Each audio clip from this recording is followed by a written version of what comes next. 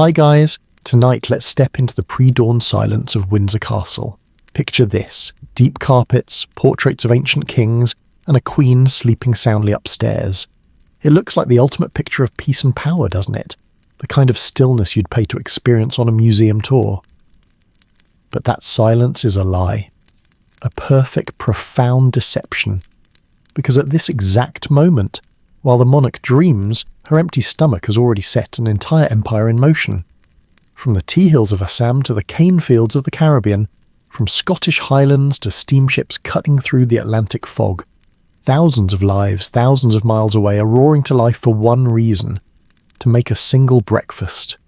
This isn't just a meal, it's a daily, silent summoning of the world, and the distance between that gilded breakfast table and the reality of how that food got there is the true, chilling story of empire. You've probably never thought about your morning cup of tea this way, and by the end of this, you might not be able to taste it the same way again. So before we dive into how a queen's appetite ruled the world, take a second to like this video and subscribe, but only if you're into stories that unravel history's hidden threads. And if you're listening right now, drop your location and the local time in the comments. I always love seeing where in the world my fellow history minds are tuning in from. Let's begin. The silence that hangs over Windsor Castle in the pre-dawn gloom is a profound deception. It is a blanket laid gently over the surface of things, muffling the ancient stone, the vast carpets, the portraits of ancestors staring into the perpetual twilight of their frames. Upstairs, in the heavily draped bedchamber, Victoria sleeps, a small, bundled form beneath layers of linen and wool. Her breathing is steady. The empire at this precise moment does not require her conscious thought, but her stomach, soon to stir, has already set continents in motion. For while the monarch dreams, the great silent machine built to anticipate and cater to her most basic physical need is roaring to life. It is 5:30 in the morning, and the empire is preparing breakfast. The vibration begins thousands of miles away, in the humid, green hills of Assam. Hours earlier, under a different sun, a tea picker's calloused fingers plucked the flush that will, by this afternoon, steep in a porcelain pot at the queen's side. That plucking set off a chain.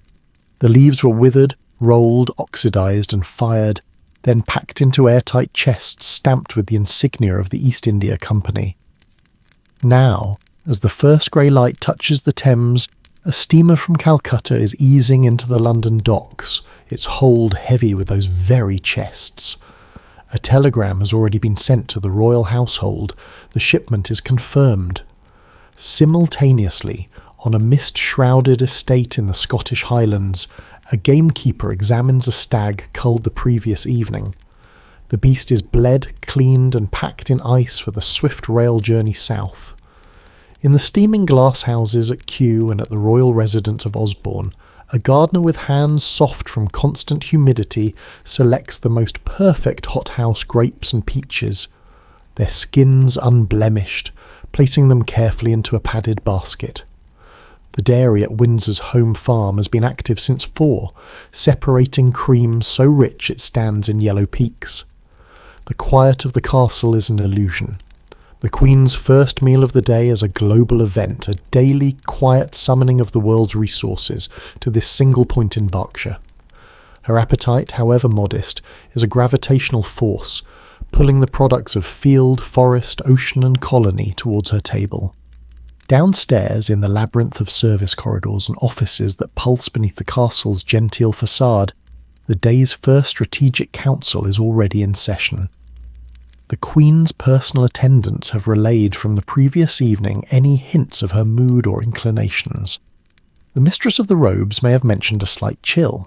This intelligence is passed to the chef de cuisine, a general in the army of sustenance. He confers with the master of the household, the quartermaster who controls the budgets and the sprawling staff. Their conversation is not merely about food, it is about statecraft, medicine and theatre. The menu they finalise on crisp, embossed paper is a diplomatic communique. Is a cousin from the German courts visiting? Then the breakfast table will feature a selection of Westphalian hams and dense, dark asterisk Schwarz Brot asterisk, a taste of home and a nod to alliance. Did the Queen express a fondness for a particular Highland marmalade after a recent visit from a Scottish laird? Then it shall appear a subtle reinforcement of her connection to the Northern Kingdom. Is she in mourning as she was for so many long years after Albert's death? Then the fare will be deliberately plain, almost austere, a public performance of grief and abstinence through the medium of consommé and plainly boiled fowl. Every dish is a word in a silent language of power, affection, and political calculation. The ritual of the meal begins not with the clink of silver on china, but with this hushed pre-dawn meeting where her body's needs are translated into the empire's logistical and symbolic imperatives. As the castle's kitchens begin to fill with the scent of baking bread and roasting meat, as scullery maids polish acres of silver and the finest spode china is laid out on linen as white as alpine snow, another scene unfolds a mere 50 miles east, in the heart of London itself. In a damp single-room dwelling in Seven Dials or Bethnal Green, a different woman is awake. She's also been stirred by the cold, not by the distant promise of a banked fire in a grate, but by the pervasive, bone-deep damp of poverty. Her first thought is not of global supply chains, but of the empty shelf. Her cabinet is not a well-stocked larder, but a few inches of splintered wood holding a half-loaf of yesterday's bread, hard as brick, and a twist of paper containing a teaspoon of tea dust. Her calculations are not symbolic, but brutally arithmetic. She must divide that loaf to last the day for herself and her children, must decide if the last penny in her pocket should go toward a gill of milk for the youngest or a handful of coal to take the chill off the room. The silence here is real, and it is the silence of exhaustion and dread. The steam rising from the royal kitchens is a vast invisible cloud of privilege. The faint breath from her mouth in the cold room is the only proof of her own fragile warmth. We will move between these two worlds throughout this journey. For to understand the true nature of the feast at the peak of the pyramid, one must never lose sight of the trembling foundation upon which it rests. Every sip of tea, every slice of venison, every spoonful of cream is a measure of distance, a testament to a world engineered to deliver abundance to one while demanding desperate calculus from the millions. The table is set. The audience, both at the peak and the base, is waiting. Let us now observe the performance of the first and most intimate act, the breaking of the royal fast. The cup placed beside Victoria's right hand each morning held a universe. Its contents, a deep amber liquid steaming gently within translucent bone china, emitted a fragrance that was the very scent of her realm, rich, earthy, and sweetened to a precise, comforting degree. This was not merely tea with sugar. It was the distilled essence of two vast parallel streams of conquest and commerce, a daily libation made from the harvested labour of distant continents. To understand its true flavour, one must follow each ingredient back to its source, to the places where imperial ambition took root in the soil. The tea began its life as a delicate flush of green on a bush in the humid monsoon-fed hills of Assam. This landscape was not a natural garden, but a carefully imposed order, a colonial plantation.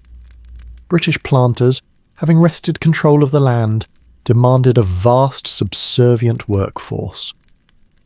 They found it through a cruel alchemy of contract and coercion. Thousands of impoverished peasants from central India were recruited with promises that dissolved upon arrival. They found themselves in a fever-ridden frontier, bound by debt, housed in squalid lines, their bodies becoming extensions of the plantation itself. The women pluckers, their fingers a constant blur, worked from first light to meet crushing daily quotas, their backs permanently angled, their lungs filling with the fine green dust of the processing sheds. The leaf they harvested carried this truth within it.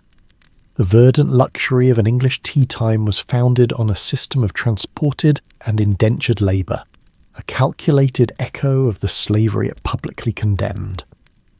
Once processed, the dried leaves were packed into lead-lined chests, each stamped with the planter's mark like a brand. They began a long, slow waltz with geography. down the Brahmaputra River on barges, into the hold of a steamer in Calcutta, across the Indian Ocean, around the Cape and north through the Atlantic. Their destination was the commercial heart of the empire, the auction rooms of Mincing Lane in London. Here, in a world of polished wood and precise etiquette, brokers who would never smell the jungle damp or hear the cough of a tea plucker would sample and slurp, judging the brightness and body of the crop. The highest grades were destined for specific, illustrious buyers. A select portion, the very pinnacle of this global harvest, was quietly set aside, purchased by agents of the royal household. It arrived at the palace not as a commodity but as a tribute, yet this tribute was bitter. It required its perfect counterpart, the crystal that would transform its astringency into a palatable sweetness: sugar.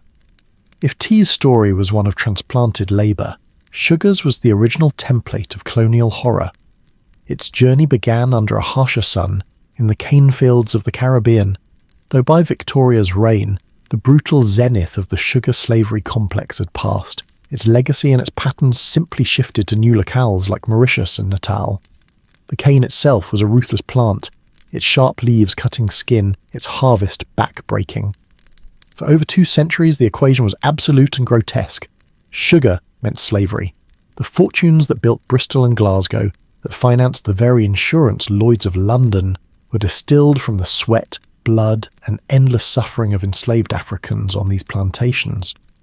While Victoria sipped, the ghosts of that system were in the cup.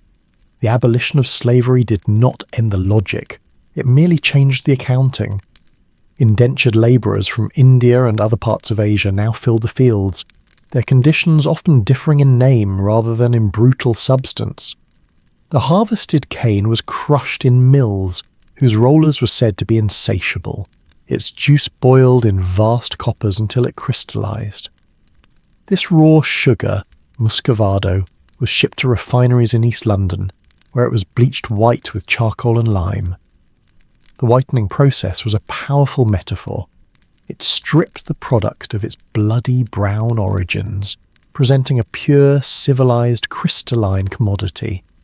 The finest, whitest loaves or granulated sugars were, like the tea, selected for the palace. The bitter truth was thus perfectly disguised. The brutality of production was chemically erased, leaving only a sweet, innocent and essential powder. The magic and the profound historical irony occurred in the royal breakfast room. Here, in a ceremony of serene domesticity, these 2 streams of imperial exploitation, one from the east, one from the west, were poured together into a single cup. The fiery bite of the Assam tea, born from indentured hardship in India, was mollified by the blinding sweetness of Caribbean sugar, whose crystals held the echo of the Middle Passage. This combination was more than a personal taste.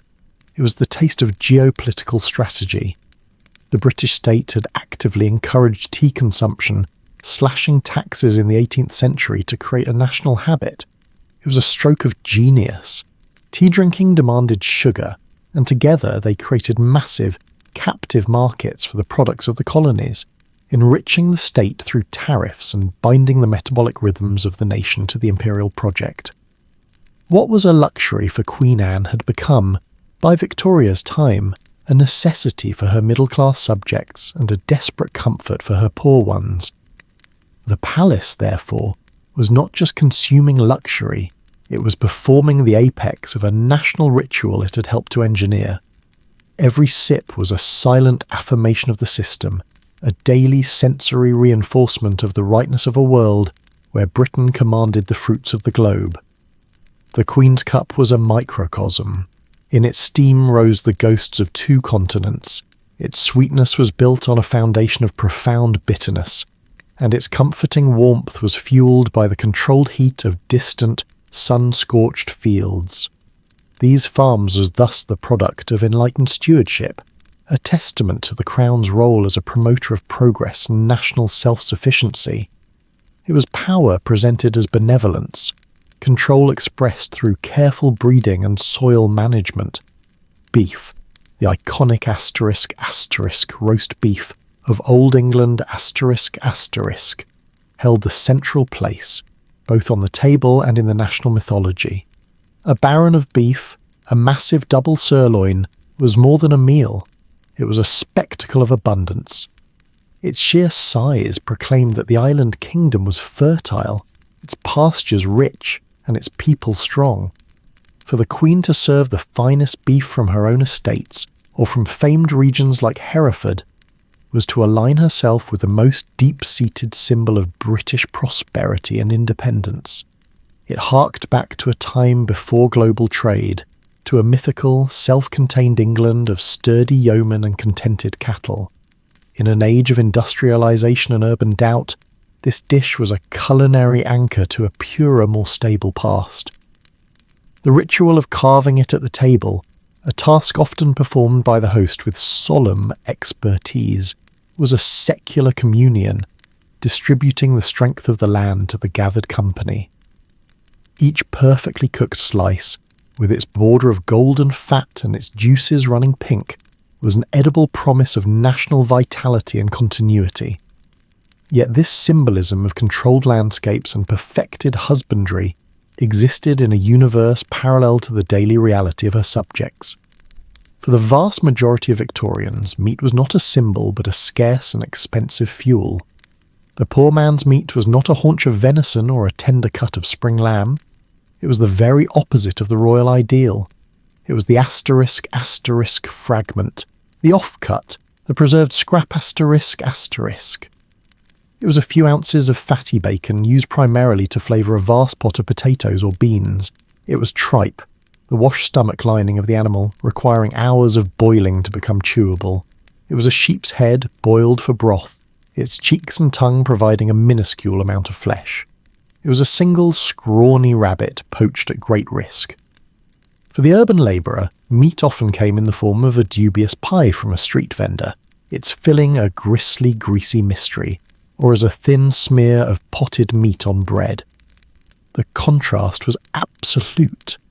Where the royal table showcased the prime central cuts of the animal in their whole majestic form, the poor accessed only the periphery, the organs, the extremities, the scraps, and even those were stretched beyond recognition. The political dimension of the royal hunt was mirrored, in a grotesque inversion, by the poacher's desperate crime. The monarch hunted by ancient right for sport and symbolism. The peasant who snared a rabbit on the same land was transported to Australia. The Queen's ownership of the game was absolute and sacred. The labourer's need was criminal. The royal farms demonstrated the ideal of plenty. The urban slum demonstrated the economics of want. The smell that wafted from the palace kitchens, the rich, complex perfume of roasting joints and reducing sauces, was a world apart from the acrid smell of a single piece of bacon frying in a crowded tenement, a smell that was less about nourishment and more about the poignant, fleeting memory of it. Thus, the meat on Victoria's plate served a triple function. It was, first, a personal sustenance. Second, it was a dense cluster of political symbols, the wild stag of sovereign authority, the tended lamb of peaceful integration and improvement, the mighty beef of historic national strength. But third, and perhaps most significantly, it was an ***, silent, unconscious boundary marker ***. Its quality, its provenance, and its very form drew a line as clear as any law. One side of that line was a world of whole cuts and symbolic consumption, where eating was a performance of power. The other side was a world of fragments and desperate utility, where eating was a calculation of survival. The monarchy did not just consume the finest meat in the land. By the very act of consuming it in that particular ceremonial way, it helped define what finest meant, and in doing so it helped define the social order itself. Every silent, graceful motion of the silver carving knife was a reaffirmation of who in the realm had the right to the heart of the feast, and who was left waiting, hopeful for the scraps that might trickle down from it. The royal table was not merely a showcase of domestic abundance. It was a permanent, rotating exhibition of global reach and cultural aspiration. Among the familiar roasts and stews, certain items served a higher purpose. They were not just food, they were arguments made edible, trophies of influence, and delicate instruments of diplomacy. To consume them was to perform a narrative of British supremacy, not through conquest alone, but through the sophisticated mastery of nature and the assimilation of the world's treasures. Consider the pineapple ***. In the depths of an English winter, its appearance was a minor miracle. This tropical fruit, once so rare and costly it was rented for parties as a centrepiece, had been tamed by Victorian engineering. It was the child of the glass house, a triumph of coal-fired heat and meticulous humidity control over a hostile climate. The great estates competed to produce the most perfect specimen. The pineapple presented at court, its spiky crown intact, its flesh a radiant gold, was a testament to a very specific kind of power.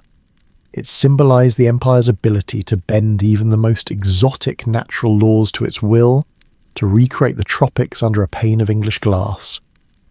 It was colonialism in miniature, a foreign wonder uprooted, transported, and made to flourish under controlled British conditions. Eating it was an act of consumption that tasted of technological arrogance and botanical dominion. The sweetness on the tongue was the sweetness of victory over geography itself. Then there was the ***, French wine ***, that glimmered in the crystal decanters. This was a more complex statement. It was an admission, however grudging, of a cultural rival's superiority in one refined arena. Choosing to serve a fine Bordeaux or Champagne was an acknowledgement of French savoir-faire a nod to a shared aristocratic heritage that transcended political squabbles. Yet, in the British context, it was also a display of superior discernment and purchasing power. The British aristocracy and merchant class were the greatest consumers of fine French wines, their cellars deeper and more extensive than many in France itself. To serve it at the royal table was to demonstrate that Britain could not only command the produce of its own empire, but could also curate and afford the very best from its competitors. It spoke of a confidence so profound it could afford to indulge in the luxuries of a historic foe. The claret served with the beef was therefore a double signal, one of cosmopolitan taste and another of economic might, proving that British wealth could effortlessly co-opt the pinnacle of European craft. Perhaps the most revealing culinary import was the ***, curry ***. Its presence was intimately tied to Prince Albert, the intellectual forward-looking consort. He was a proponent of what we might now call multicultural engagement, seeing the empire's diversity as a source of strength and knowledge. The introduction of lightly spiced Anglo-Indian curries at court was a gesture of enlightened interest. It was an attempt to domesticate the overwhelming sensory experience of India, its heat, its complexity, its foreignness, into a manageable, palatable form for the European palate. The curry served was never the fiery, complex regional dish of Madras or Bengal. It was a mild, creamy, golden concoction, often involving pre-cooked meat, apples, and a measured spoonful of commercial curry powder. This was empire as a theme park. It allowed the diner to feel connected to the distant, mysterious jewel in the crown, to partake in a sanitized version of its culture without confronting any of its challenging realities. It was consumption as a form of benign ownership, a way to say, "We appreciate your culture," while simultaneously refining it according to one's own rules. It turned a vast, ancient, and often rebellious civilization into a pleasant side dish, making the foreign safe, familiar, and subordinate to British taste. Together, these items formed a powerful trilogy of imperial messaging. The pineapple said, "We can master your environment." The French wine said, "We can acquire and appreciate your finest achievements." The curry said, "We can understand and improve upon your culture." Each bite or sip was a small sensory lesson in hegemony. They transformed the dining room into a cabinet of curiosities, where global power was not discussed in treaties or maps, but experienced directly on the palate. This was soft power in its most literal form. It cultivated an image of Britain as not just a military and economic giant, but as a civilized, discerning, and technologically advanced curator of world culture. The message to foreign guests was one of intimidating breadth. The message to domestic subjects was one of pride in their nation's encompassing reach. And underlying it all was the quiet, unshakable conviction that the world, in all its variety, existed ultimately to be selected, arranged, and served up on a British plate. The most intimate meal of the royal day was also its most deceptive. Breakfast, taken in a private sitting room or a small dining parlour, presented the illusion of domestic informality. The setting was deliberately scaled down, the furniture less monumental, the light from the window allowed to play a more prominent role than the glitter of candlelit chandeliers. Here, with only her closest family or a solitary lady-in-waiting in attendance, Victoria could seemingly relax. Yet the framework of ritual was unyielding, its presence felt in the very silence of the servants, in the precise arrangement of items on the sideboard, in the unspoken rules governing who could speak and when. This was not a family breakfast as her subjects might understand it. It was a curated performance of family life, enacted within a gilded cage of protocol. The table, though smaller, was laid with the same exquisite attention. A silver rack held toast, cut into delicate fingers and kept warm under a linen napkin. Covered dishes on a sideboard contained scrambled eggs, perhaps a grilled trout from the estate river, bacon and sausages. The tea service was of the finest porcelain, but the pot was smaller, more personal.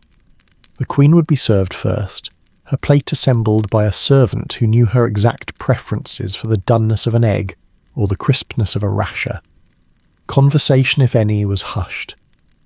Before Prince Albert's death, this was the closest Victoria came to ordinary happiness. With him present, the meal gained a different quality. His methodical, intellectual nature imposed a different, more purposeful rhythm. He might discuss the day's plans, comment on a letter from a German relative, or inquire after the children's lessons. The food was secondary to this brief, structured communion. It was fuel for governance and family management, consumed efficiently but within a shared space that felt, in their constrained world, genuinely companionable. The fare was robust, reflecting Albert's own tastes and his belief in the virtue of a sustaining start to a busy day. The atmosphere, while never casual, carried a hum of productive energy, a quiet partnership breaking its fast. His death shattered not just a life, but the meaning of every daily ritual. The breakfast table became the first and most cruel reminder of the void. The chair opposite her was empty. The voice offering a quiet, logical observation was gone. The shared purpose that had animated the meal evaporated, leaving only the hollow shell of the ceremony itself. The transformation in the food mirrored the cataclysm in her heart. The robust, varied selections vanished. In their place came an austere, repetitive, and deliberately plain fare that was less about nourishment and more about a public and private performance of grief. Where once there might have been eggs and fish, now there was often just a boiled egg or a simple bowl of porridge. The toast remained, but without appetite. The tea was still poured, but it was a prop in a tableau of mourning. She ate little, picking at the food without interest. The meal was no longer a prelude to the day's work. It was an ordeal to be endured, a daily silent confrontation with loss made concrete by the empty place setting. This dietary abstinence was a powerful language. In a world where royal consumption was a spectacle of abundance, her deliberate, visible rejection of that abundance spoke volumes. It was a refusal of comfort, a corporeal echo of her famous withdrawal from public life. The court, and by extension the nation, watched this change not through grand pronouncements, but through the whispered reports of what the Queen did or did not eat for breakfast. The sparse meal became a symbol of her eternal widowhood, a way to keep Albert's memory physically present through the denial of the pleasures he once shared. The warmth of the tea could not penetrate the chill she cultivated. The simplicity of the porridge was a penance. For years, the breakfast ritual was stripped of all its former connotations of partnership and gentle sustenance, becoming instead a bleak personal monument. Even as she gradually resumed some public duties, the shadow over the private table remained, a permanent alteration in taste and habit. The meal showed that for Victoria, food was never just fuel. It was a deeply emotional conduit, a language of love in its abundance and a language of despair in its absence.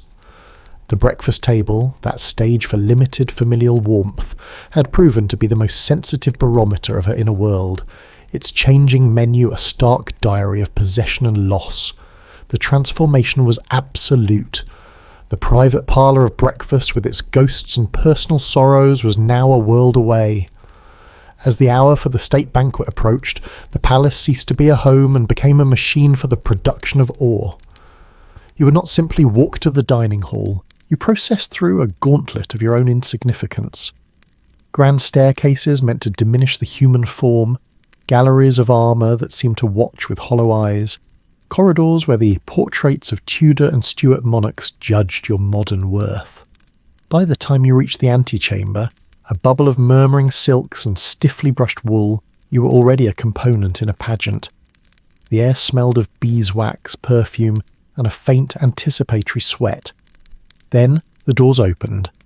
Your place in the universe was determined before the first spoon was lifted.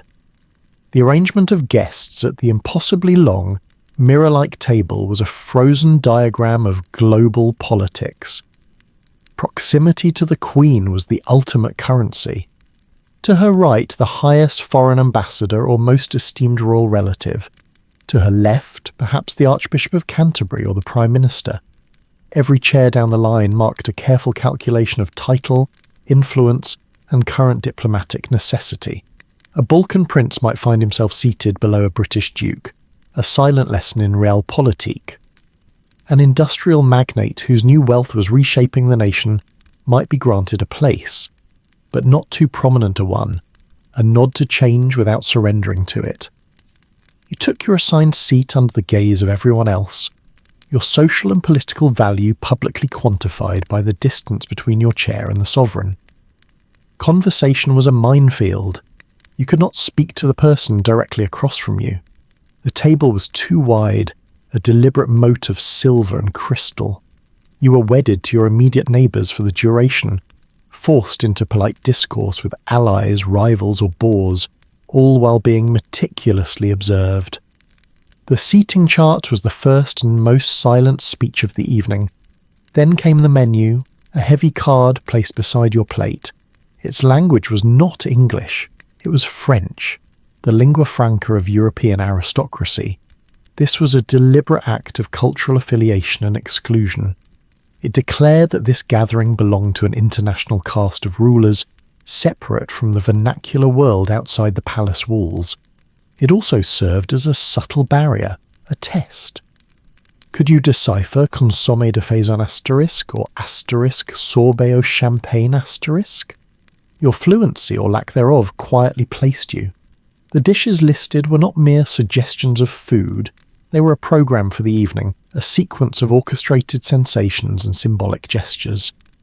A clear turtle soup spoke of expensive imported ingredients. A fish course like turbot implied command of the seas. The main roast, often beef or venison, anchored the meal in British soil. Each item was chosen for its seasonal perfection, its rarity, and its ability to convey a message of controlled abundance. The service itself was a ballet of precision, performed in the new, modern style known as asterisk service, à la Russe asterisk. This was a crucial distinction from the older asterisk service à la Française, where all dishes for a course were placed on the table at once, creating a chaotic panorama of food. Here, the power dynamics were even more tightly managed. You were not a free agent at a groaning board, you were a recipient. Footmen in full livery moved in ghostly silence, presenting each platter for your inspection before serving you a precise, pre-portioned amount onto your plate.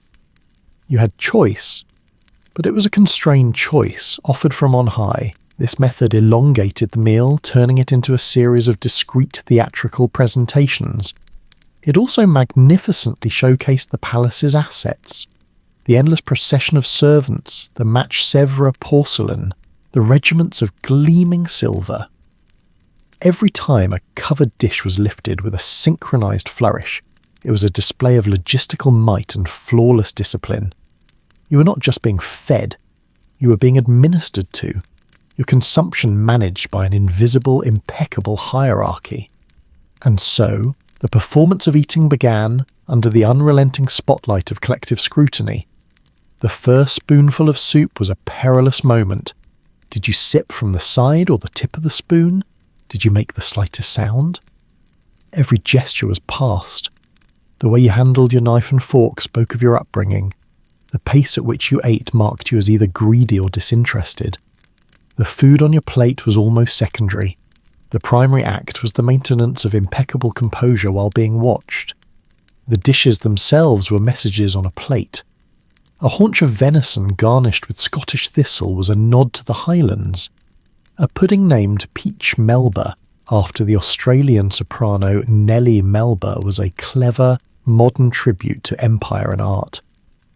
For a visiting German delegation, the appearance of a perfectly rendered Schwarzwälder Kirschtorte Asterisk would be a calculated gesture of cultural flattery. Each course was a statement, and your reaction to it, a pleased nod, a murmured compliment to a neighbour, was part of the diplomatic return. The sheer duration of the event was a weapon. 3, 4, sometimes 5 hours at table, the body rebelled. Feet swelled in tight shoes, backs ached against rigid chairs. The weight of rich food and multiple wines induced a stupor that had to be fought with sheer will.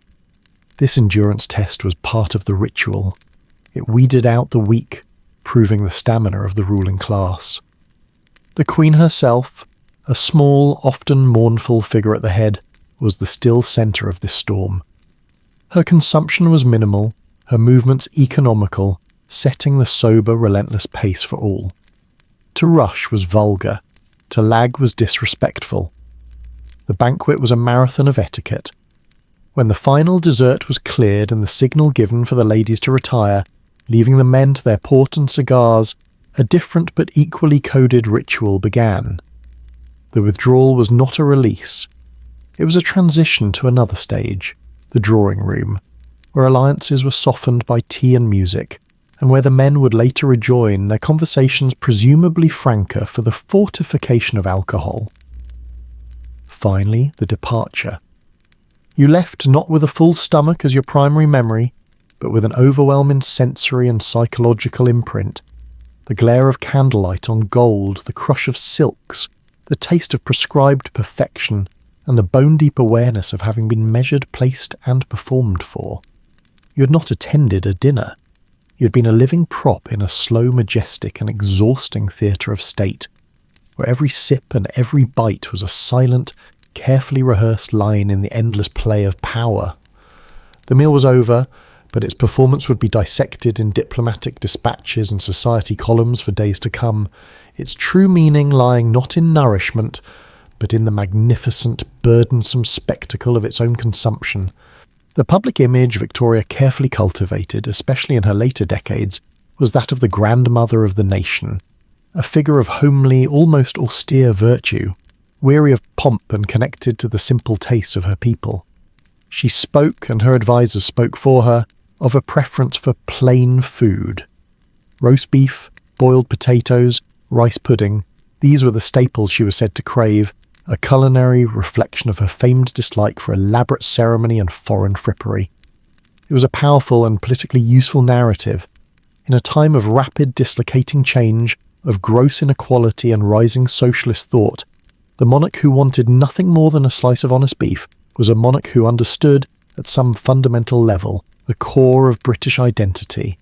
It made her seem safe, familiar, and morally aligned with the Protestant work ethic that valued substance over show. This was the myth, clean and digestible as the white meat of a chicken. The reality behind this myth was a universe of meticulous, unattainable specificity.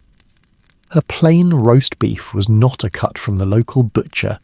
It was a specific joint, from a specific breed of cattle, raised on a specific royal farm or estate, whose soil and husbandry were deemed perfect. The animal's diet, age, and even temperament were considered. The cooking of it was not a matter of throwing it in an oven. The heat had to be precisely managed, the rotation exact, the basting performed with a particular fat or butter. The resulting slice on her plate was the product of 100 years of agricultural refinement and the labour of dozens of unseen experts.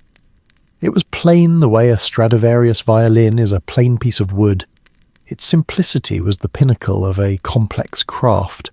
The same was true of the humble potato. It was not just any potato. It was likely a variety grown in the royal gardens at Osborne or Windsor, chosen for its texture and flavour. It would be uniformly sized, meticulously scrubbed but not peeled to a wasteful degree, and boiled in water that was perhaps drawn from a particular well. Its plainness was the result of fanatical curation. Even her reported fondness for a simple boiled egg for breakfast in her widowhood was a study in controlled perfection. The egg came from a pampered flock of hens, collected at a precise interval, cooked for a time measured not by a clock, but by the intuition of a chef who had performed the task for decades. The shell would be removed without a blemish, the white set but not rubbery, the yolk a specific shade of gold, its consistency neither runny nor chalky. This was simplicity as an aristocrat understands it, the removal of all variables, all imperfections, all chance. It was the luxury of absolute consistency, a luxury far more costly than any exotic spice. This dissonance served a profound political purpose. By publicly aligning herself with simple British fare, Victoria performed a brilliant act of symbolic bridging. She connected the crown to the nostalgic rural ideal of a vanishing England, the England of the sturdy farmer and the hearty meal. It was an emotional anchor in a sea of industrial change. When a newspaper reported that the Queen enjoyed a good mutton chop, it created a phantom bond with every clerk or tradesman who similarly sat down to his dinner, however inferior the chop. She could be both the remote Empress of India and the down-to-earth matron who shared your taste in puddings. This narrative also acted as a shield. It deflected criticism of royal extravagance. How could one accuse a woman of wasteful luxury when her stated desires were so modest? The immense, costly apparatus required to deliver that modesty remained hidden behind the palace walls. The public saw the output. The Queen eats boiled chicken, not the input. The teams of gamekeepers, gardeners, dairymaids, brewers and chefs, whose sole purpose was to make that chicken the most flawless boiled chicken in the world. Thus, the royal palate was a site of constant negotiation between the private person and the public symbol. The food itself was a language. Her choice of a simple dish over a French concoction was a statement of national pride. Her visible enjoyment of a helping of trifle at a Highland servant's ball was a performance of gracious condescension, a temporary staged suspension of hierarchy that ultimately reinforced it. The myth of simplicity allowed her to have it both ways, to exercise godlike control over her material world, demanding perfection in every detail, while presenting herself to the nation as a woman of unpretentious, almost middle-class tastes. It was a delicate, sustained fiction that required the entire machinery of the monarchy to maintain. Every perfectly plain potato on her plate was, in truth, a monument to the immense invisible distance between the ruler and the ruled, a distance that her public narrative worked so hard and so cleverly to obscure. The news of Albert's death did not merely break Victoria's heart, it shattered her body's fundamental relationship to the world. The instinct to eat, that basic animal rhythm of need and satisfaction, was severed. In the first blinding weeks of widowhood, food became an offence. Its very existence was a cruel mockery of a world that could still produce smells and flavours, while her reason for living lay cold in the tomb at Frogmore. The sight of a laden plate nauseated her. The act of chewing felt like a betrayal, a mechanical process belonging to a creature who still had a future. She pushed food away, picking at it like a bird, consuming just enough to sustain the shell of her body, which she now saw as a mere vessel for suffering. The robust breakfasts of her married life were unthinkable. The state banquets became torture chambers of enforced performance. Her weight, always a solid maternal presence, dropped alarmingly. Her cheeks hollowed, Her dresses hung loose. This physical withering was not an unfortunate side effect of grief. It was its primary visible expression. She was erasing herself, course by course, in a prolonged fast of despair. The palace kitchens, those engines of abundance, fell into a kind of bewildered paralysis. Elaborate dishes were prepared out of habit and sent back untouched. The culinary language of power and celebration had become a silent, uneaten accusation. Yet, the human body and spirit cannot sustain a total vacuum. Into this void of denial rushed a strange and contradictory force, a craving for a specific childish sweetness that came to symbolize both her regression and her sole comfort. This was her dependence on colon hydrate asterisk, the German almond sugar sweets, a tangible link to Albert's homeland. In the depths of her melancholy, these confections became a lifeline. They required no ceremony, no elaborate preparation. They were a direct, visceral hit of sugar and fat, a momentary balm for a nervous system rubbed raw by grief. She would consume them not at the table, but in her private rooms, often secretly, a furtive, guilt-ridden transaction between her pain and a fleeting sensory relief. This was not eating for nourishment or pleasure. It was eating as self-medication, a desperate attempt to patch the cracks in her composure with pure condensed sweetness. The contrast was grotesque. The monarch who publicly rejected the grand feast would privately, compulsively seek solace in a nursery treat. It revealed a fracture in the royal facade, a glimpse of the raw, ungovernable need beneath the black crepe. Her body, however, was not her own. It was a site of national interest. Every fluctuation in her appetite became a subject of state concern and public gossip. The court physicians fretted over her nervous dyspepsia, prescribing bland diets and strength-giving tonics, trying to manage a spiritual crisis as if it were a faulty digestion. Her ministers, led by the relentless Disraeli, were desperate to coax her back to the public table, understanding that her visible participation in the ritual of dining was synonymous with her engagement with the business of rule. Their concern was not for her soul, but for the stability her healthy appetite would represent. The media, meanwhile, performed its own relentless autopsy. Newspapers reported on her failing health based on the scantiest evidence. A glimpse of a thin figure at a window, a rumour from a servant about uneaten meals. Her refusal to eat publicly was interpreted as a refusal to rule. Her potential overindulgence in sweets, if it leaked out, could be spun as either a charmingly feminine weakness or a sign of dereliction. There was no private corner for her grief. Even her most personal rebellion against food, or her secret surrender to it, was political fodder. The royal body was a public text, and every skipped meal was a troubling paragraph. Every rumoured pound lost a cause for national anxiety. This extreme oscillation between starvation and secretive, compulsive consumption defined her middle years. It showed the terrible paradox of her position. The protocols that had always governed her eating, the times, the places, the approved foods, were meant to demonstrate control. Now, in grief, they became a cage. She could not simply not eat asterisk. Her failure to do so caused a constitutional crisis. She could not simply eat what she wanted . Her cravings, if indulged too visibly, would be deemed unbecoming. Her digestive system became a battleground where personal sorrow warred with public duty. The meals she did forced down during official functions were acts of sheer will, performances of normality that left her exhausted. The almond sugars she hid in her drawers were a tiny stolen territory of autonomous desire. In this, she was both utterly unique and profoundly representative. Her experience magnified a universal truth, that grief attacks the appetite, that comfort is often sought in the flavours of childhood. But for her, there was no anonymity in this process.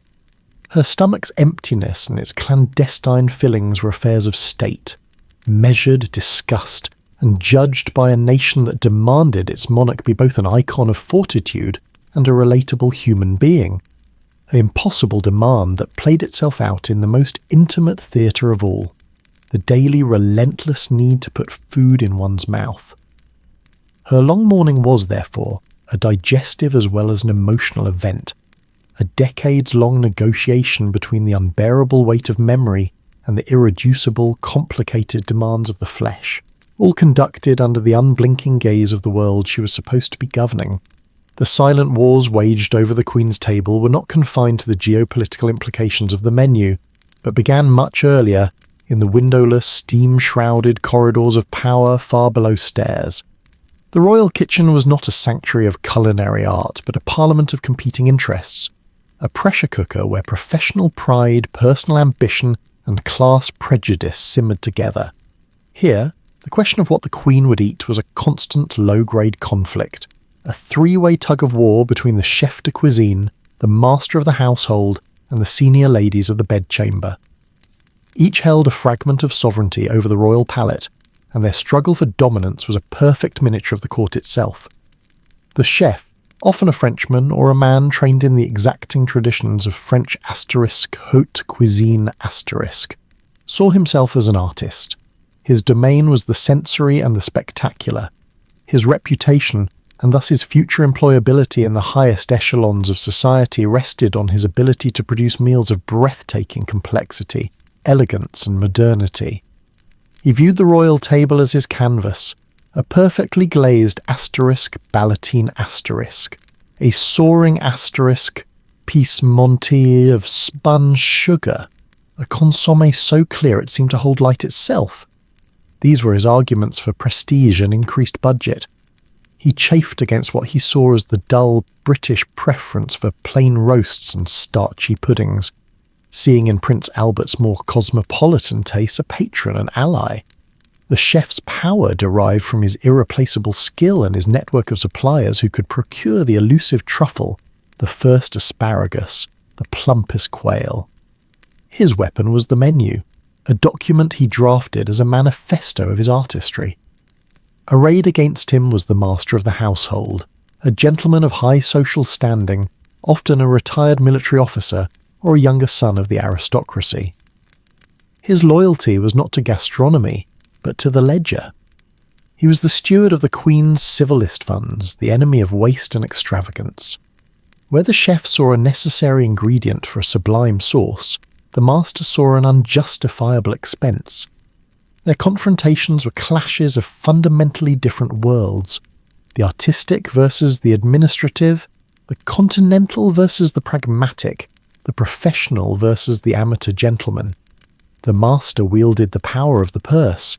He could veto a menu for being too costly, question the provenance of an invoice, or insist on substituting a costly imported ingredient with a domestic one. His victories were measured in shillings saved, his defeats in the chef's silent scorn and the potential for a mediocre meal that might reflect poorly on his management. Then, operating in a separate sphere entirely, were the Queen's personal attendants, the mistress of the robes, and the senior ladies-in-waiting. Their authority was intimate, subtle, and therefore immensely powerful. They possessed the one piece of intelligence everyone else craved, the Queen's unguarded moment. They heard her sigh over a dish that was too rich, her casual remark that she fancied a simple stew, her nostalgic memory of a dessert from her childhood at Kensington Palace. This was the gold standard of culinary intelligence. A lady could, with a quiet word to the housekeeper, or even directly to the master of the household, trigger a seismic shift. Her Majesty found the foie gras rather overwhelming last night was not a comment. It was a decree. It could see a French chef's signature dish struck from the repertoire for months. Conversely, the Queen mentioned a longing for the baked apples Cook used to make at Claremont could send the kitchen staff on a frantic historic research mission to recreate a taste of 50 years past. Their power was the power of proximity and confidence. They did not command the kitchen, but they held the key to the sovereign's whim, and in that court the whim was law. A single menu change, therefore, was never just about food. It was a diplomatic cable revealing which faction had the Queen's ear. If, after a period of budgetary scrutiny, a series of lavish, French-inspired dishes suddenly reappeared, it signalled the chef had found a powerful ally, perhaps through Albert, and the master's fiscal authority was in retreat. If the menus became stubbornly, repetitively British and economical for a prolonged period, the master was clearly ascendant, possibly with the support of officials worried about public perception of royal spending.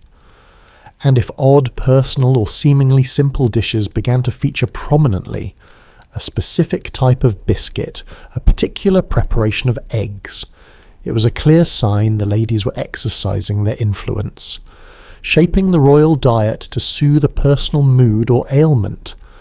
The arrival of a German-style dish might indicate the political need to please Albert. Its subsequent disappearance could mark a subtle reassertion of British courtiers' influence after his death. These battles left scars on the kitchen staff, a rigid hierarchy mirroring the one upstairs. The chef's underlings, the asterisk sauciers, asterisk and asterisk rôtisseurs, asterisk, lived in terror of his temper, but shared his contempt for the amateurs upstairs who dared question their craft. The British undercooks and scullery maids, meanwhile, might secretly sympathise with the master's push for plainer fare, seeing the French chef's elaborations as foreign frippery. Spies and informants were everywhere. A kitchen maid might earn a favour by reporting the chef's wasteful use of cream to a housekeeper aligned with the master. A valet might pass a comment from the Queen about a dish directly to the chef, bypassing the lady-in-waiting in hopes of a reward. It was an ecosystem of whispered alliances and quiet betrayals, all orbiting the central silent mystery of what the small woman in the upstairs sitting room would or would not deign to eat. The food that finally emerged, perfectly presented, was not merely cooked, it was negotiated, a fragile and temporary treaty in a cold war that began anew every single morning with the first light in the kitchens and the first quiet footsteps of a maid outside the royal bedroom. The banquet, once the doors were closed, was only half complete. Its true culmination occurred not in the palace dining hall, but in the inky, mechanised world of Fleet Street, and then, explosively, in the minds of the public. For the Victorian era witnessed the birth of the mass media as a relentless shaping force in public life, and nothing fed it more reliably than the intimate details of royal existence. The monarch's table, that most exclusive and guarded of spaces, was pried open by the printing press. Newspapers, from the solemn asterisk, Times asterisk, to the burgeoning pictorial weeklies and the more sensationalist dailies, understood that a royal menu was not a mere list of dishes. It was a portal, a sacred text offered up for secular interpretation. It allowed a nation of millions, from the industrialist in his Manchester villa to the clerk in his London lodgings, to engage in a collective act of imaginative participation in the life of the Crown. The process began with a carefully controlled leak. A clerk in the Lord Chamberlain's office, perhaps for a fee or out of a sense of privileged connection, would provide the menu for a state dinner to a favoured reporter. By the next morning, it would be typeset and published, often verbatim in its original French.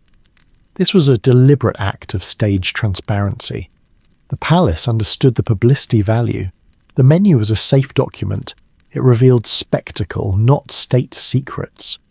For the reader, it was an invitation to a phantom feast. Sitting in a cramped parlour smelling of coal smoke and cabbage, one could read Consommé de faisan aux quenelles asterisk and asterisk sel de venaison, grand venier asterisk, and construct an entire sensory world. The mind's eye could visualize the glittering table, the silent footmen, the jeweled guests. The mind's palate could almost taste the rich, clear pheasant broth, the grand, peppery sauce on the venison. This was vicarious consumption on a national scale. A factory worker who had never tasted turtle soup could debate its merits based on its frequent appearance on these lists. A middle-class housewife planning a modest dinner party might be inspired by the entremet the sweet course, attempting a humble anglicised version of Charlotte Russe . The menu democratised the fantasy of access, creating a nation of armchair courtiers who felt they knew the rhythm and taste of royal life. But this act of collective imagination was fraught with political peril. The menu was a double-edged sword, a precise instrument that could measure the pressure of public opinion. Every line of French script was scrutinised not just for glamour, but for meaning. A lavishly long menu detailing 12 courses with multiple wines was a provocation. In the hands of Republican critics and radical newspapers, it became a damning inventory of extravagance. Cartoonists would lampoon the feast, drawing the Queen and her ministers as gluttons gorging themselves while emaciated workers looked on. Reformist MPs might cite the cost of a single banquet in debates about the civil list, arguing that such opulence was an insult to a nation where many still starved. The menu became a fiscal and moral document, proof of a monarchy out of touch, its decadence symbolising a broader systemic rot. The palace was acutely aware of this. A sequence of overly extravagant menus could trigger a quiet but firm intervention from the master of the household, leading to a period of visible published austerity. Yet the pendulum could swing too far in the other direction. When the Queen retreated into deep mourning after Albert's death, the menus that leaked, or, more tellingly, the lack of detailed menus, sparked a different kind of crisis. Reports of her picking at plain chicken, state dinners being cancelled, of a pervasive culinary gloom hanging over the palaces, were not celebrated as thrift. They were interpreted as symptoms of a broken will, of a dereliction of duty. The monarch's body, and by extension her table, was a symbol of the body politic. If she was not eating, the nation itself was being starved of leadership. Newspapers switched from criticism to concern, then to impatience. The menu's simplicity was no longer a virtue. It was a worrying blank space, an anorexia of state. The public, which had imaginatively feasted with her, now imaginatively shared her fast and found it politically terrifying. Their fantasy of participation had curdled into a fear of abandonment. Thus, the humble menu evolved into the most sensitive barometer of the monarchy's relationship with its people. It was a communication in a code everyone believed they could crack. A sudden inclusion of Scottish venison might be read as a gesture of unity after political tensions in the Highlands. The appearance of a hearty British pudding after a series of French entremet could be a nod to a populist anti-French sentiment in the press. The choice of wines, French versus German, or, later, Empire vintages from Australia or South Africa, spoke silent volumes about foreign policy and trade. The public and the press became expert semioticians of the supper table, passing each meal for clues about the Queen's health, her political inclinations, her state of mind, and the nation's standing. This phenomenon created a feedback loop of profound intensity. The palace, watching the newspapers watch it, began to craft menus with the press in mind. A banquet for a foreign dignitary was no longer just a diplomatic act.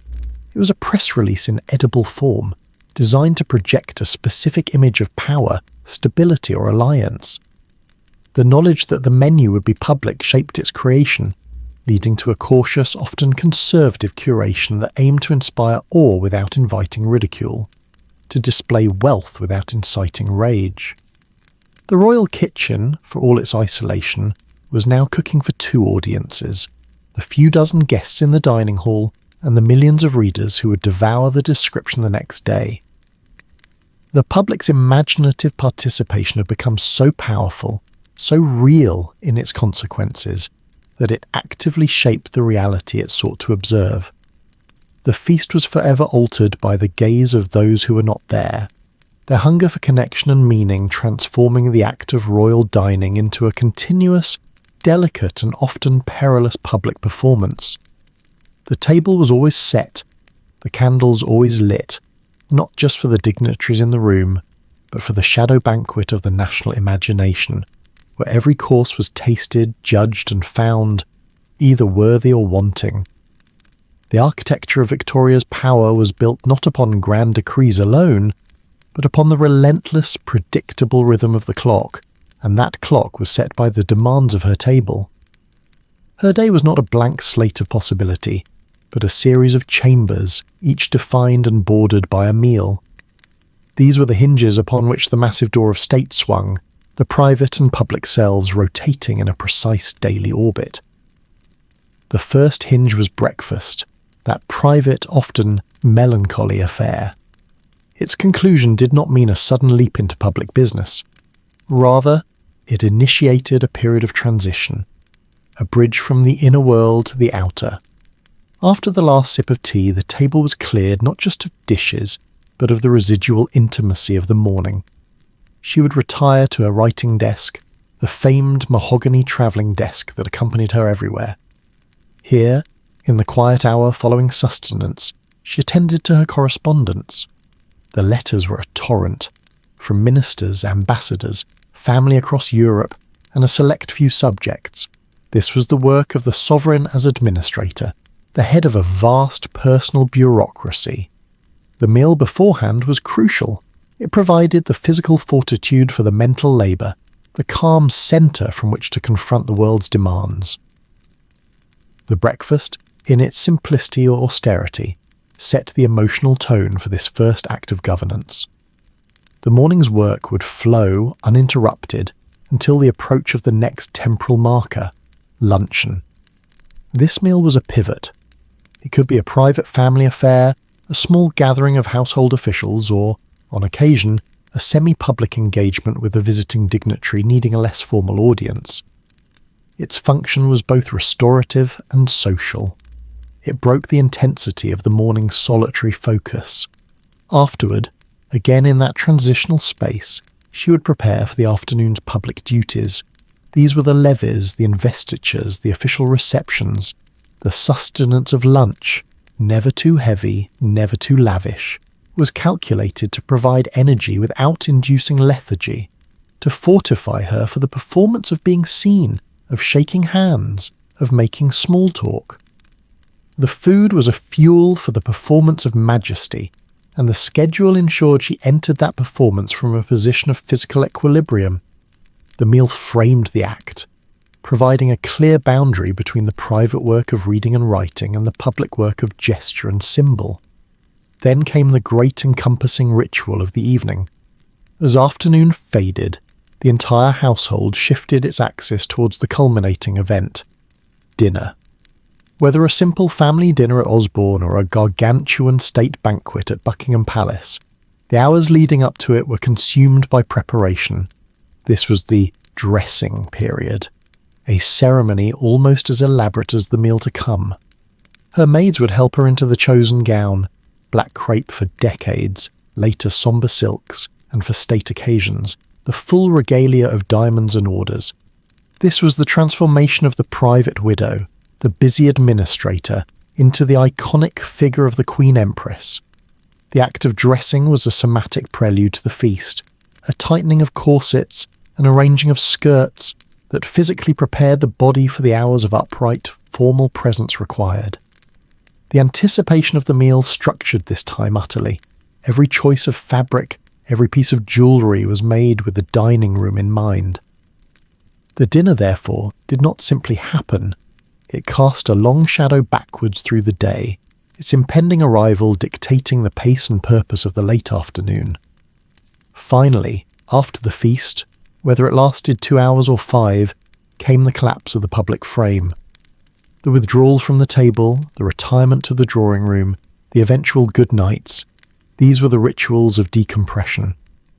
A final light supper might be offered in her private rooms, a tiny personal echo of the grand meal, a return to the scale of the breakfast, and then sleep.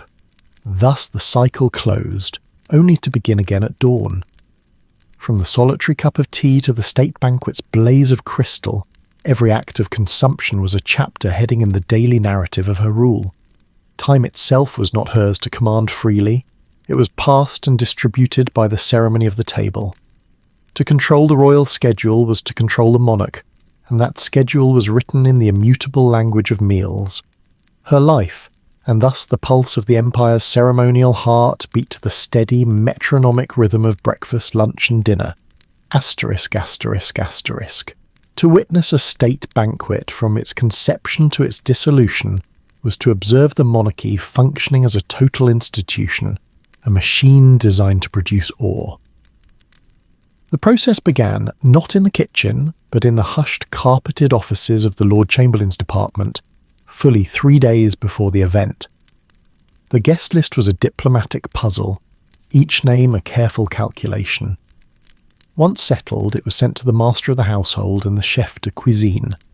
The menu planning was a tense collaboration, as we have seen, but it was also a logistical blueprint. The chosen dishes dictated a cascade of orders, to the royal farms for meat and butter, to the markets for the finest seasonal produce, to the wine cellars for specific vintages. Every item was sourced, its provenance as important as its quality. At the same time, the royal greenhouses were consulted for floral designs, the theme of the arrangements often subtly reflecting the occasion or the guest of honour.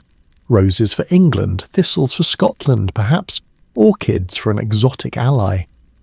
The day before the banquet, the palace transformed into a silent hive. The great dining hall, often the picture gallery at Buckingham Palace lined with old masters, was cleared. An army of servants polished the endless expanse of the table until it became a still, dark lake. The gold plate and porcelain were brought from vaults, each piece counted and inspected under the eyes of the yeomen of the glass and china pantry. Footmen rehearsed their movements, carrying heavy books on their heads to ensure a statuesque posture. In the kitchen, stocks were simmered, pastries pre-baked, sauces reduced to their essential nectars. The chef moved through this controlled chaos like a general, tasting, criticising, commanding. On the day itself, the activity reached a fever pitch. By afternoon, the table was laid, a staggering feat of geometry. Each place setting was measured with a ruler, each glass, each piece of cutlery perfectly aligned. The floral arrangements, low so as not to impede sightlines, were placed at intervals, explosions of colour against the white linen. As dusk fell, the palace exterior was illuminated by gaslight, a beacon of celebration. Guests began to arrive, their carriages crunching on the gravel, and were ushered through a series of increasingly grand rooms, their awe mounting with each step, until they were assembled in the final drawing room, a glittering tapestry of uniforms and tiaras.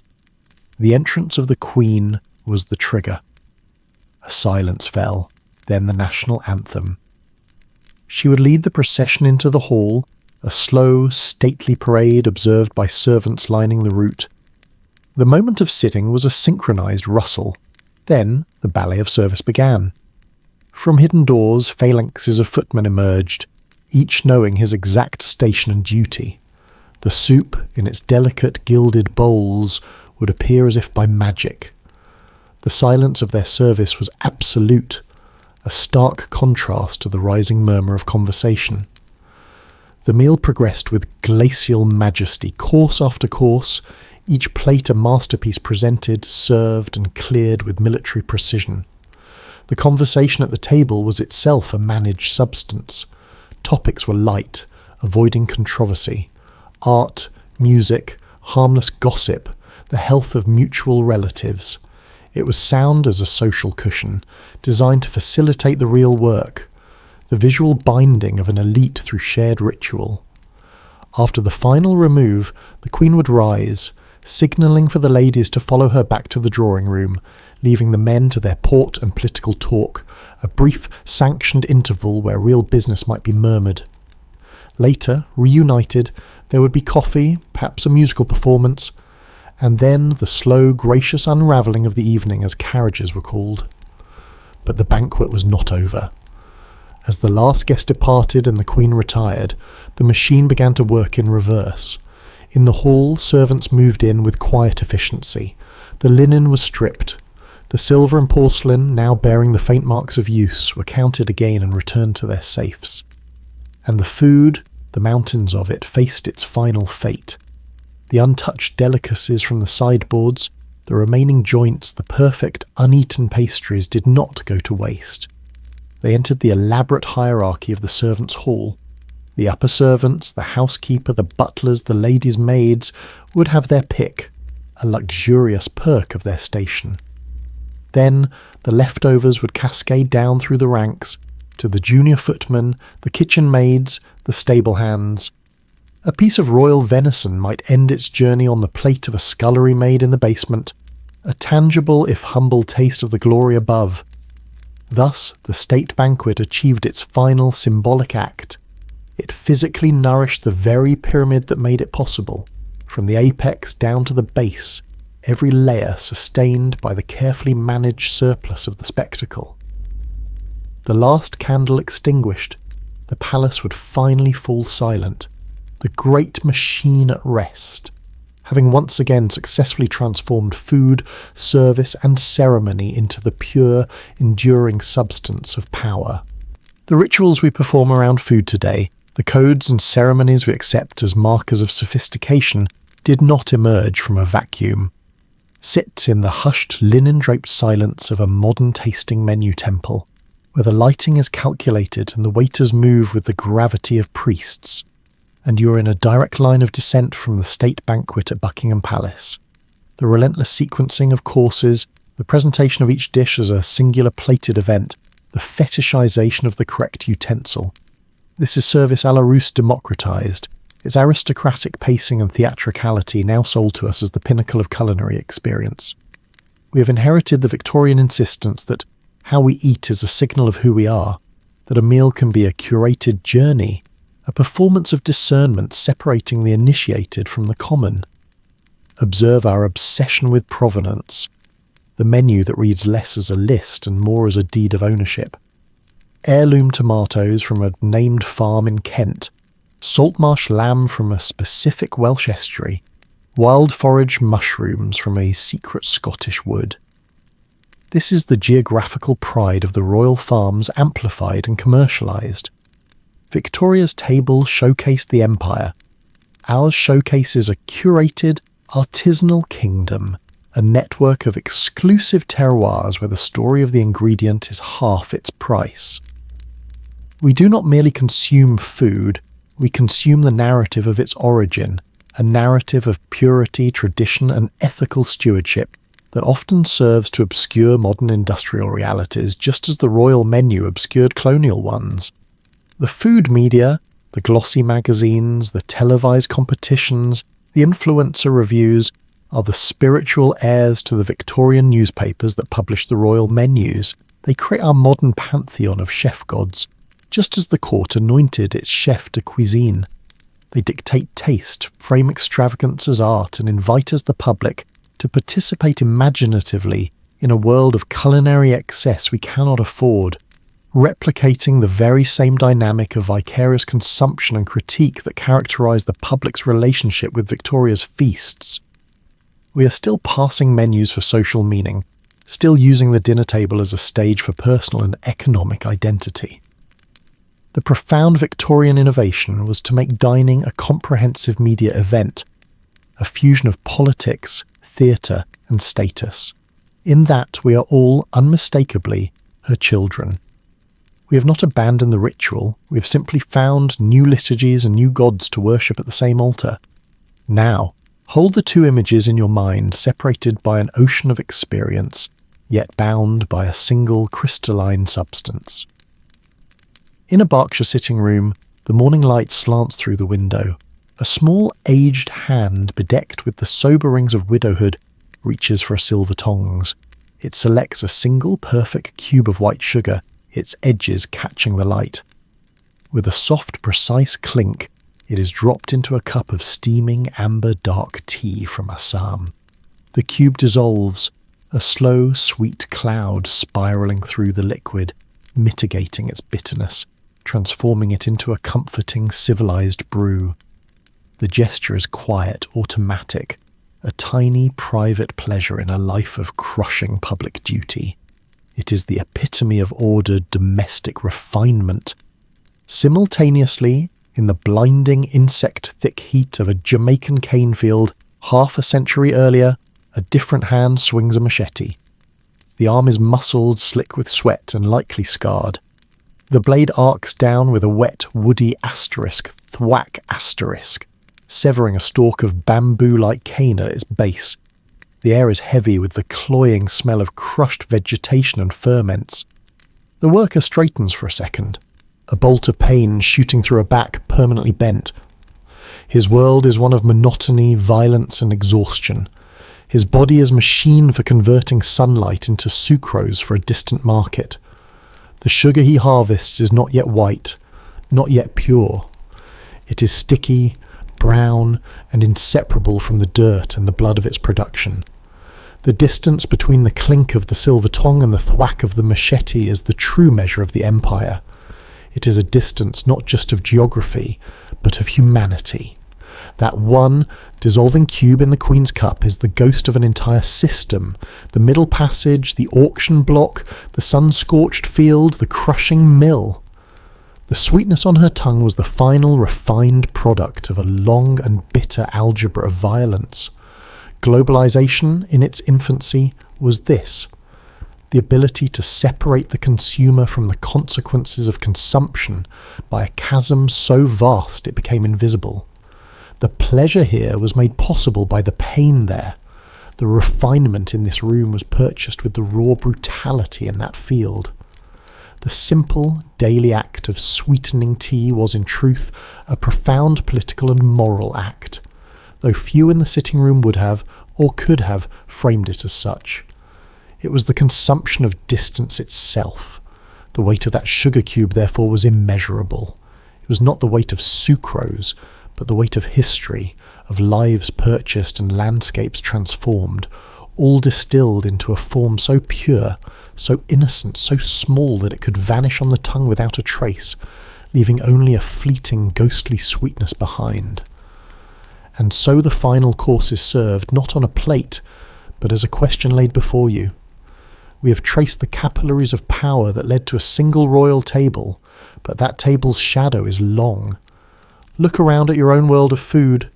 When you sit down to a multi-course tasting menu where the waiter describes each ingredient with hushed reverence, do you see the ghost of service à la Russe and its theatrical control?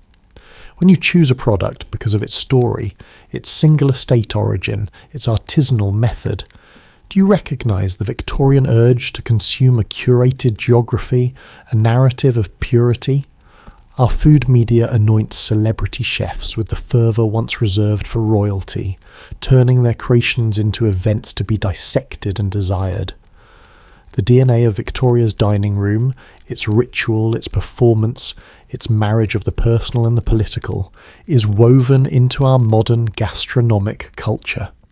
I invite you to share in the comments below which modern dining ritual or food trend do you believe carries the faint, unmistakable echo of the Victorian age? This exploration leads us to a deeper, more unsettling reflection. The old adage says you are what you eat.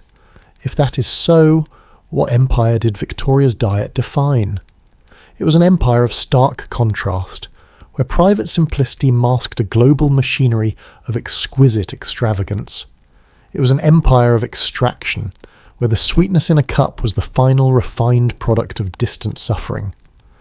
It was an empire of performance, where every bite at a state banquet was a silent speech about power and alliance. It defined an empire that was both insatiable and deeply anxious, using the ritual of the table to bind together a sprawling, unequal world under the symbolic act of consumption. Her diet was the empire, vast, interconnected, hierarchical, and sweetened with the refined sugar of domination. This foray into the world of the living, through the intimate lens of appetite, naturally draws our gaze towards its counterpart. In our next journey, we will step from the dining room into the funeral parlour, from the spectacle of consumption to the spectacle of mourning.